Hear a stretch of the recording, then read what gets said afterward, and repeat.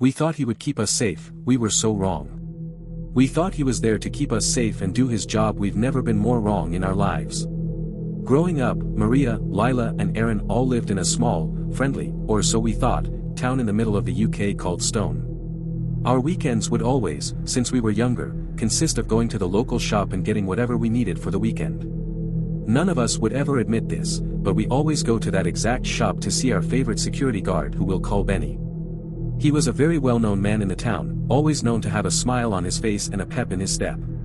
He was a tall, well-built man, in his late 50s and looked quite good for his age. One day, following our usual weekend routine, we entered the shop and to our surprise, the familiar man we knew and loved was no longer there. He was replaced. The man who stood in his place was a slender-looking, bald man with overly dark eyes that just didn't sit right with us. His name tag reads, Peter. As we were all quite sociable people, we went over to the unfamiliar face and asked where Benny had gone, just thinking maybe he was ill or something had come up. His response was dry and cold, "He's gone." We all paused and shared a look. What does that mean? It didn't seem right for Benny to just leave without an explanation, considering we spoke to him weekly and he loved his job and wasn't old enough to retire, at least not just yet. We asked the security guard what he meant by this and he just stared at us blankly with those dark eyes as if we weren't even there. We continued with our day as usual, not overthinking it much. As we left the shop, we felt his cool gaze following us. The following weekend, we went to the shop as usual, hoping to see Benny back in his usual place. But our hope came crashing down to see Peter standing in Benny's spot. By this time, we'd heard people talking about Benny. Word had got around that he'd just disappeared or maybe something worse had happened. We assumed this just to be gossip, so we questioned Peter further. We went over to him, his cold eyes never leaving sight of us. "Have you heard anything about Benny? We've heard he's disappeared," Aaron asked. As soon as these words left in their mouth, the color drained out of his face like he'd seen a ghost. Lila asked him, "What's wrong?" He insisted, Nothing, I'm just worried about him." However, his tone didn't sound sincere. We didn't want to pry too much, so we left it at that and went back to my house. This happened on Saturday. The next day, we went back to the shop because we were starving. We weren't going to question Peter again following his reaction last time. This shop visit was purely just for food. As we walked through the aisles, Lila said she saw Peter lurking around the corner staring right at us. To begin with, me and Aaron thought she was just bullshitting and trying to scare us, as we already found this man's appearance quite off-putting.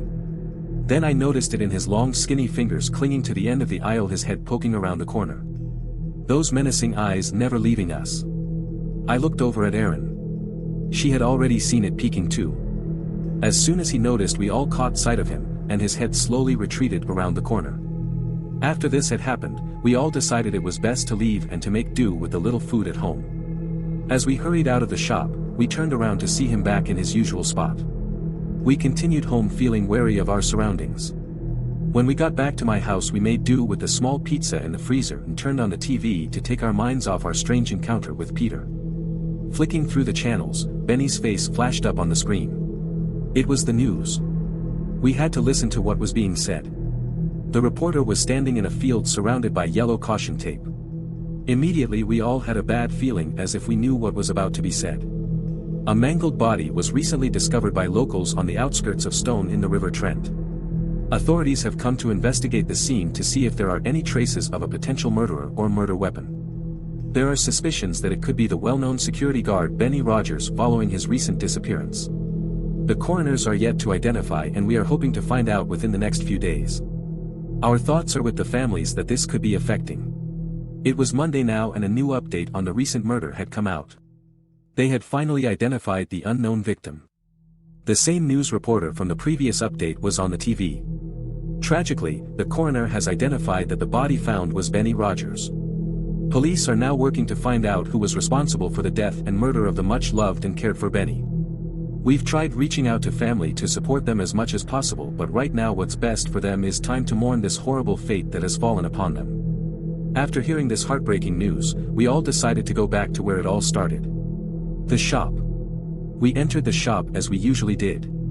But something or someone was missing. It was Peter. He was gone. We wanted to know where he had gone or why he'd left, even though we all knew why deep down. The worker stated that he had hurriedly decided to resign with no explanation as to why. We thought that was odd as he only just got the job. But we all had a sense of relief as we all found him pretty disturbing. As he wasn't there for us to confront him, we all decided to go back to Aaron's as it was after school and that was what we usually did. When we got to Aaron's we thought everything would be over and that would be the end of that. All we wanted to do from now on was to forget about Peter and mourn over our beloved Benny. But suddenly, we felt the same feeling as the other day in the shop. Like we were being watched by someone or something. We tried to ignore it but the feeling stuck. We looked out of the window to see if we were just being paranoid. But there he was. Peter. Stood behind the tall tree that stooped opposite the house, those long fingers curving around the tree. His head just peering around the side. Those menacing eyes. But this time they were different. They were darker, much darker. As if something more sinister was lurking behind them. We were terrified and went into the bathroom and locked the door behind us. We all tried to call our parents. Messages aren't sending either. The signal in the town is gone. We heard the front door open. Aaron's parents aren't supposed to be home from work now, they work away for multiple days at a time, we know it's him. We hear his heavy breathing almost sounds like he's laughing. As I write this, we are still locked in the bathroom. We're scared and don't know what to do but I needed to share this story with everyone before it's too late. I'm hoping I can come back as soon as possible to give an update on this whole fucked up situation. If anyone's local security guard goes missing around the UK and a new one with the same description as Peter takes their place, do not interact with him. He's dangerous. We don't know what he's capable of right now,